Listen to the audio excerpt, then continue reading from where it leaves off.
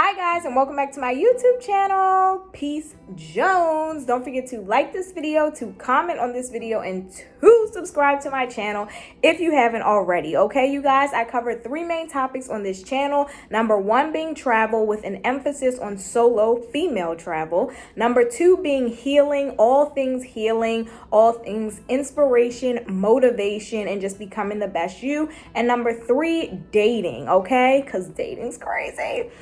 But anyway, you guys, today I have a video for my healing segment, but it's really more so like motivational or inspirational, okay? So, I don't know how much detail I'm going to get into with this topic because it is very, very intimate and dear to my heart.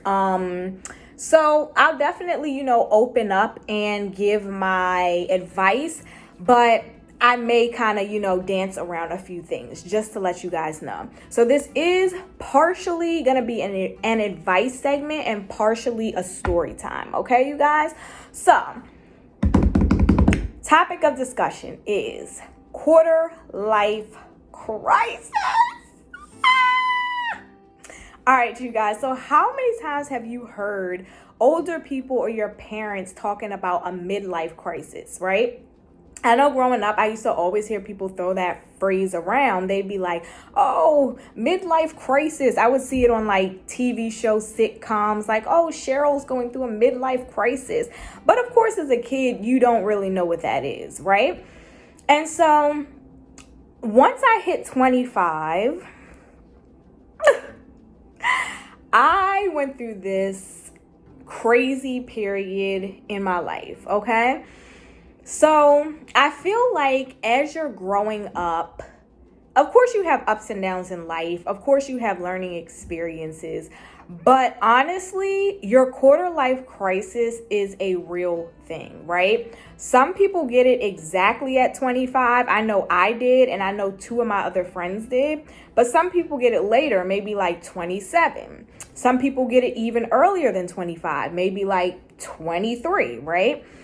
But basically, you have this time period in your life where, number one, everything clicks, right? Because I don't know if you guys know this or not, but at 25, your brain is actually fully developed. So everything clicks into place and you're like, okay, didn't realize that then, but I realize it now. Or like, okay, this is real. Or like, okay, I gotta, think differently, right? And this can cover so many different areas, whether that's friendships, whether that's your spirituality, whether that is career focus, whether that is like healing from past traumas. Like, I just feel like everything started to really click in a different way. I started to think about things differently than I had before, right? And so with that being said, I kind of tightened up on my friendships because I realized that like a lot of people I had in my life, it just wasn't making sense anymore. I kind of like let go of certain friendships and I built new ones. I also realized like, okay, I really, really want to lock in on a certain career and how I need to go about it. I had like this whole like career salary expectation or goal that I was going for. I just had a lot going on in my mind for like what I wanted for this new part of my life, right? And the first quarter was amazing, but now it was like, okay, for this next quarter, these are the things that I want to put into place, right? I started thinking about buying a home, like just so much, right? And so with that being said, all at that time, I was working this job that was a very good job. It was paying very well, especially for the age that I was, but it was not good for my mental health and it wasn't good for like my physical health, honestly. And I just didn't feel like I was really contributing. Like, I'm the type of person, I literally have to know that I'm helping with something. Like, I'm contributing, I'm fixing, I'm like creating. Like, that's the type of personality I have. So I was like, yeah, like, I don't think I can do this anymore. I had already given it almost 2 years. So I went ahead and decided to apply for my dream job, right? Now, I'm not going to get into details here because I'm a pretty private person on the internet, right? But the career field that I studied in undergrad, I always wanted to be this particular profession, right? So I was already in my field with the current job that I was at, but it wasn't this dream job, right? Now, keep in mind, if you guys know anything about like the criminal justice field, you know that you have to go through a lot to get most jobs that pay well, most jobs that, it's a good job, right? It's extremely different than any other field. I mean, the things that you have to do in order to get like where you want to be, it's a lot different than most other jobs. And I don't think that a lot of people understand that. You guys can go check out my video about how to land a job in the criminal justice field that I made a while back, okay? But needless to say, this was my dream job, and I had applied for this job multiple times. Like, I had done a whole bunch of stuff pertaining to this job. However, I never landed this job. And it was okay because, like I said, I was qualified for other things. I had my degree. I was still making great money. And and so everything was all good, right? But I always wanted to do this thing.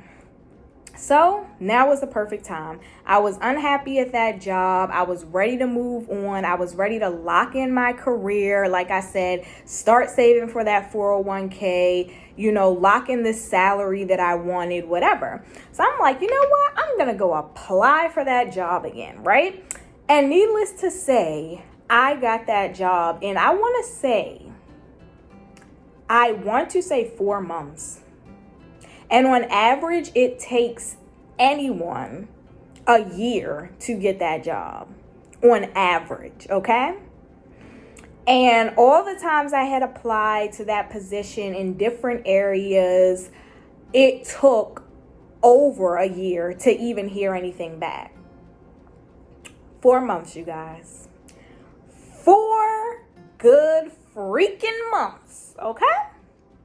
So I was like, ooh, God is on my side. He wants this for me. Like, I got this in the bag, right? So I went ahead, matter of fact, I didn't even put it in my 2 weeks. I think they told me on like a Thursday, and I literally like finished that Thursday and Friday, and then I started on a Monday. So I literally was out of there. I was like, whatever, I'm on to my dream job.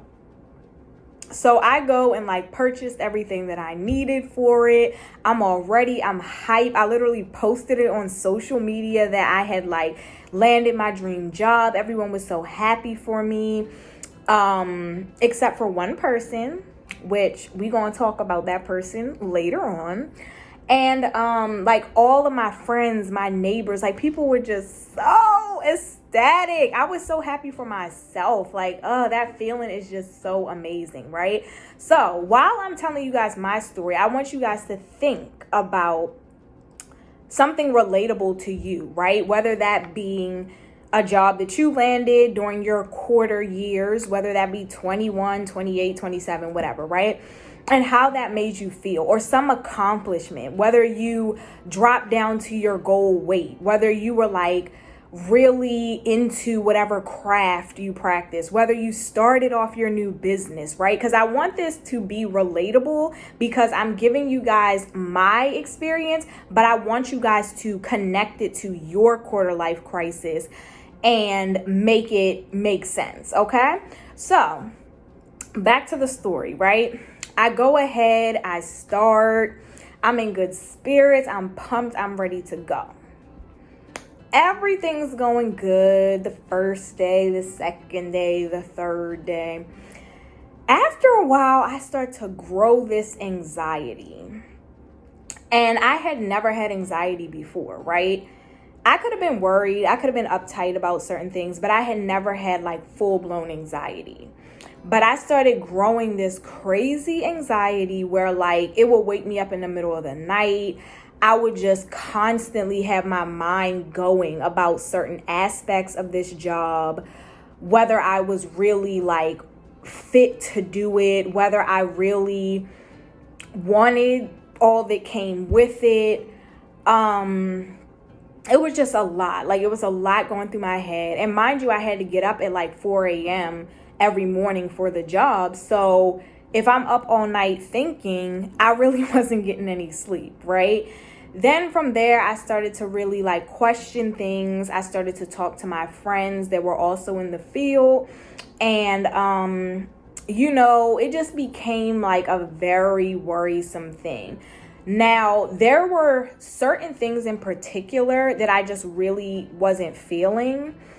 But overall, I just was like, I don't know. So I tried to talk myself out of it. I tried to pray about it. At that time, I had a boyfriend. He was like walking me through it. He was being very supportive. His parents were being supportive. Everyone was just like, no, girl, like, you got this. You worked so hard for this. Like, I can see you doing this. It's just your nerves, kind of like when you get married. I never been married, but anyway, I've heard like when you get married, it's like you get cold feet. Like, you literally been with this person for 7 years and everything's been great. And then you get ready to walk down the aisle and you're like, should I be doing this? But it's like, no, like, y'all definitely good. So that's kind of what my friends and family and people were doing. They were like, no, girl, like, you got this. Like, you're tripping. So time goes on and I'm still just having these intense feelings. And I don't know about you guys, but I consider myself to be like a very sensitive and spiritual person. And a lot of times I I see things or feel things before they happen, right? And if I feel things really, really, really intensely about myself, I'm like, I know myself. I know myself so well. I'm so in sync with myself, the good parts of myself and the bad parts of myself. And I just kept having this intense feeling like, girl, I know it's been a long time coming. Because mind you guys, I said I first started applying for these jobs like 4 years before I actually went back and applied and got it, right? So that's like a long time coming, right? So I'm like, it's been a long time coming. You're overqualified. They need you. They want you. You got this. But I just could not shake it, man. I couldn't shake it to the point where I was just like, if you stay here, you're literally gonna sabotage yourself. Like, have you guys ever felt like that? Like, whether it had been in a relationship or a job or whatever, like, you just feel like, if I stay in this position, I don't like it so much, or I know this isn't for me so much, that my mental and physical is not going to allow me to do this job and do it well. And that was the point I was at. So I went ahead and I told the people there, and I was like, you guys, I really don't think this is for me. I don't know. I made it this far. I'm using you guys' resources. You guys selected me. I know you need people like me, but I don't think so. So they all sat me down and they were like, what is the issue? How can we keep you around? It's really not that bad. You got to just get through this part. You're a great candidate, blah, blah, blah, blah, blah. I literally talked to like 7 different people, basically trying to persuade me to stay, giving me incentives to stay. And I just couldn't. Like, have you guys ever had like body over mind? Like, I know you guys have heard of like mind over body or whatever, but like, this was like my whole being just conquered whatever they were saying. Like, it was just like my body was rejecting it, my mind was rejecting it, everything about my being was rejecting this position. So they basically, because they wanted me to stay so bad, they basically told me like, hey, take a month off, get yourself together, figure out what you need to do, do what you need to do to practice or whatever. And come back in a month. So I was like, okay, let me go ahead and just try this. I really didn't feel like I was going to come back, but I was like, no, like positive mind. And this is when I had my spiritual awakening. So basically, if you guys don't know what that is, it doesn't mean like super, super, super spiritual crystals and everything, right? It just means that like you come into yourself, you wake up, your mind starts to see things for what they really are. You start to really push yourself to be more of a positive thinker, a better person. You're aware of things around you and stuff like that, okay? So, sorry, carrot juice break.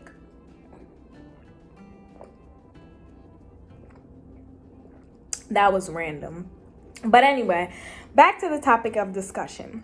So I had gone through my spiritual awakening at that same time. So I was like, no, like be positive. Think positive. They gave you this month to really like reevaluate and reset. You go home, you reevaluate, you reset. Mind you, I had all these supporters in my ears. Ooh, they were just pumping me up. They were so positive. They were almost tricking me out of something I didn't want to do, right? And I really appreciate those people for that. I had like very few people that I really told what was going on, but the people that I did, A1. Like my one friend, a Petty, held me down through that process. I had another friend that I'm no longer friends with, but he held me down through that process. Like my ex-boyfriend held me down through that process, his family. Like it was just like so, like the people that knew, like they just were awesome, right? So anyway, I decide at the end of that month that I didn't want to go back, right? So I go ahead and I send this email. I'm like, hey, it's just not for me. Thank you so much for the month, whatever. Cleared all that out. Cool. Now at that point, I literally didn't have a job. Now, the good thing about it was that I was still living at home. Now, before y'all make assumptions, I was one of those people that lived at home at 25, but baby, I paid rent to my grandmother. I had a car note. I bought my own groceries. I paid my phone bill. I was on my own insurance paying for that. So like I had some bills coming out. You know what I mean? It wasn't like I was one of those kids still at home that literally lived for free on your parents' phone bill, on your mom's car insurance. Like, no, I still had some bills, right? So with that being said, to not have employment at that time, it was very, very not good, right? So now keep in mind, the thing that I had in my favor was that I had great qualifications. I had my degree and I had like a bunch of other like really good qualifications to where as though I could find a job in a month, right? So I went ahead, I was applying every day. And I was putting in like multiple applications. Like I just was like clearing my head and really figuring out my next move, because at that point it was so hurtful to me that I basically sabotaged my own dream job, like I didn't get fired. They actually begged me to stay. I didn't just go in and not try, but my spirit couldn't, like my mind, just everything about me, I couldn't do it. Like I just could not bring myself to do it, right? And so at this point, not only was I dealing with like the mental aspect of that, because when you're passionate about something, you don't just, when it doesn't work out how you want it to, you don't just let that go. It's not like oh, whatever, that didn't work out. Like I was passionate about that. I wanted it. I envisioned myself doing that. Everyone was so happy for me and they just thought it was like the perfect thing for me, So you have to really deal with those emotions, because that's a long time dreaming and that's a long time trying and, going through everything that I had to go through to get hired, and just to like not want to do it yourself. It's like you have this piece inside of you that just constantly eats away at you, because you're like, dang, I literally could have stayed. You know what I mean? And that just plays back in your head over and over again. Like, what if I would have done this? What if I would have tried harder? What if I would have? But it's like the feeling that I had was just so overwhelming that it was like God was just saying no. Like, if you don't understand this and you don't see that this is not for you, like, you gonna make it worse for yourself. You know what I mean? Because you're gonna go in there and you're just not gonna participate, you know?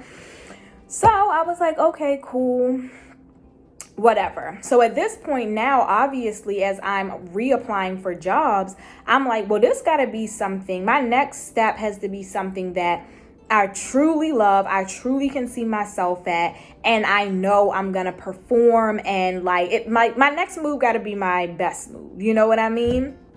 So, I'm applying, I'm making sure that I really have an idea of what I really want to do next, making sure I'm passionate about that as well. Because overall, I'm passionate about my field, right? Like, I didn't just get a degree just to get it. I truly love the field that I'm in.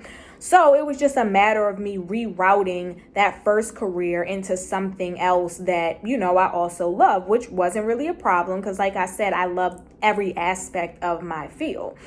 So I made sure I was looking for jobs that, really suited me and my interests. And this is where I realized money really ain't no issue, because guess what? You can make that same money that you made at your previous job that was paying you so well and have a better quality of life and have better scheduling, or what's the word?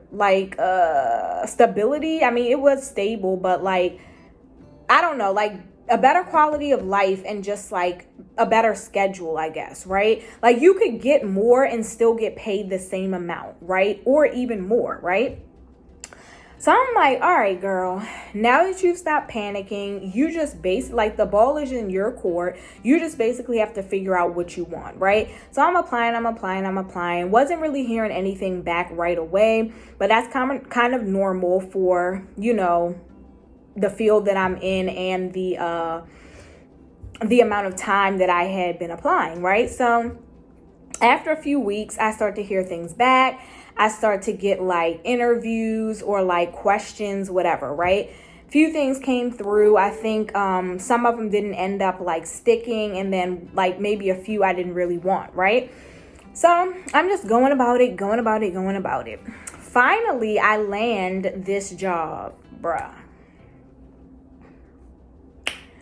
Trying to tell you. All right, so I'm not going to be all spiritual and religious on here, but when I say God is real, he's real.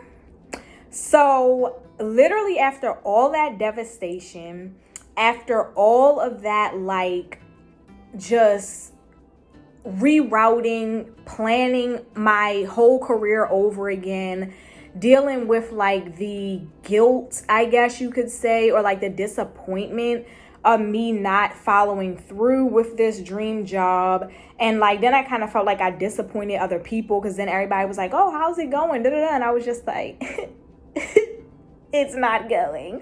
But anyway, after dealing with such a crazy time, I literally got off of social media at that time. I was literally looking insane. I spent a lot of time at my friend's house. The person who I said we're no longer friends, but I literally was at his house day in and day out, because I just had to get my mental clear. I didn't want to be at home because I didn't want my grandmother questioning me, and I just was dealing with a lot, right? So with that being said, I literally landed this new job, y'all. And I was just like, God, you are so amazing. You are so faithful, because literally, not only did I get a job making just as much or more than what I was making, I also had way more flexibility. This job was almost unheard of with the flexibility that they offered. And it was like you really weren't, well, towards the end, it was like different. But when I first started, it was like, you kind of like made your own schedule. You didn't really get bothered by anyone. You pretty much just came in and did your work.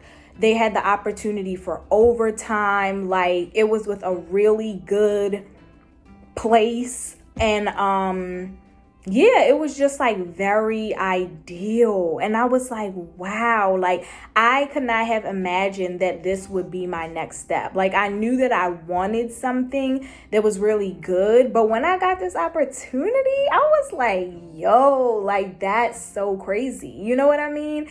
So that's just my lesson to you guys. Like, whatever you went through during your quarter life crisis, whatever you're currently going through with your quarter life crisis, the end result is gonna shock you. Like, as young adults, no one prepares us for this. No one tells us like, okay, well, when you get in your 20s, mid, early, or late, you're literally gonna be like scratching the walls, climbing up the walls, like, hanging on for dear life, because life is going to start throwing things at you, right? Especially when you have all this pressure to like perform, lock in this certain job, get these degrees, pay these bills, buy a house. And now with social media, you feel even more pressure because it's like, well, Sally's over there on vacation every single day, and Mark is over there buying 3 properties, and so is in law school. And so you just like, dang, like you got all of that on top of just the normal experiences that you have to go through growing up, right? And so at that point, I literally was just like, all right, this is life. That sucked, but look at what came out of it. Like, I was okay, even though I was so uncomfortable in certain seasons, and I just really was so like down and like disappointed. But I was like, you know what? This is a beautiful life lesson. And so you guys, if you're going through something, as much as it may seem like there's no way out, as difficult as it may seem, it's a way out, and you're going to climb out of it. You have to keep your mind focused. You have to keep trying. And honestly, my advice would be either don't really talk to people during this time so you can focus and get yourself out of this rut, or only invite people into your life at this time that can be 100% supportive and uplifting. Because one thing I found when I was going through my quarter life crisis is that, number one, I'm already a private person, so I wasn't about to be sharing this with everyone anyway. But number two, the people that I did care to share it with, they were very like, I'm only going to accept what she wants to tell me. I'm going to be there for her. I'm going to support her. And that's it. Like, they knew that was their only job and that was all they needed to do. And I really appreciated that, because sometimes you have those people in your life who probably mean well, but they just do a lot when you're not ready to have a lot be done, like the people that are like constantly checking in on every little thing. Like, oh, you said that you got this yesterday, so how's this going? So where is this going in? Oh, so have you applied to this job yet? Oh, how long is it going to take? Oh, you didn't get hired yet? Oh my gosh. So how are your feel? Like, it's just like, yo, like this isn't making it any better. I kind of need my space to think. And if you could just support me back there, answer when I need you, be one phone call away, that's all I need right now, So I was so happy to have those people in my life that knew like exactly what I needed. But yeah, that's my advice. If you feel like the people that you want to tell aren't going to be supportive, they're going to kind of say, I told you so, or they're just not going to be helpful in any way, then keep that to yourself, because it is a tough journey and you don't need any extra weight on you at that time. So stay focused. Make sure you only share with people that you really want to know, or that it's necessary for them to know. And pray on it if you pray, manifest and meditate if you manifest and meditate, and just keep your head in the game, right? Like, sometimes we have to reroute our plans, bro. Like, life is not on your side all the time. Like, it's not always going to go as planned. So be prepared to switch up. Have that second game plan. Have that plan B. Be flexible. Be versatile. Like, never leave your dream, but just know how to reroute it if you have to reroute it. Like, have you guys ever seen that Road to Success? It's like up, down, back, swirled around, doing a little backflip, straight, down, up, zigzag, and then you finally get to success. And so that's all it is, you guys. Like, it's not an easy road, and unfortunately, it ain't gonna be your only life crisis. Look, they said we got to look forward to a midlife one too, okay? But then I think after the midlife, you just stop caring. Because I was telling my friend the other day, like, my grandmother's 95, and I'd be so devastated telling her certain things. And she'd just be like, oh, okay. Like, I think after the midlife crisis, you just know that life is crazy and you learn how to, like, move and shake with the punches. But yeah, that is my advice to you guys. Stay strong, keep your head in the game, be flexible and ready to reroute when you have to. Keep good people close to you during this time.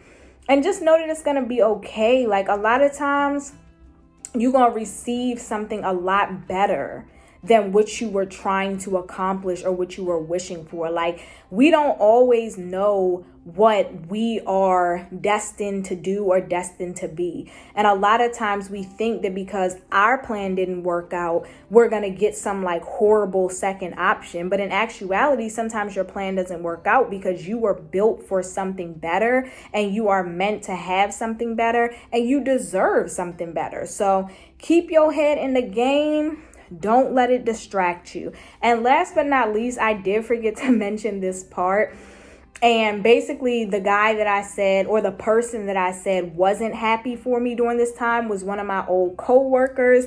And I remember he did something so mean, you guys. So basically, he got like a group of coworkers together. They were all at this one little like convention that we had to go to for my previous job before I went to my dream job. And I knew that they were there, and I knew that he had me on speaker because I could hear it. And I remember like he would always check in. Like I said, those people that constantly check in on every moment, every step, every instance of what you're doing. Sometimes those people are not checking in because they're supporting you. They're checking in to make sure that you didn't crash out yet, or hoping that you did, wishing on your downfall. And he was that type of person. And I remember me in the midst of like just going through it, like I said, trying to get myself back on track, not feeling my best, really discouraged. He calls me on speaker with God knows however many of our other coworkers there, and goes, "Oh, I heard that you're not working there anymore." And I go, and I don't know why I did this. I should have been more quick thinking on my feet, but I didn't expect him to call me at all, let alone call me on speaker so that people could hear me. But whatever. So when he asked, he was like, "Yeah, I heard that you aren't working there anymore." I was like, "Oh yeah, I'm not." Very confidently though, because you can't let people know that like anything's wrong, right? So I'm like, "Oh yeah, I'm not."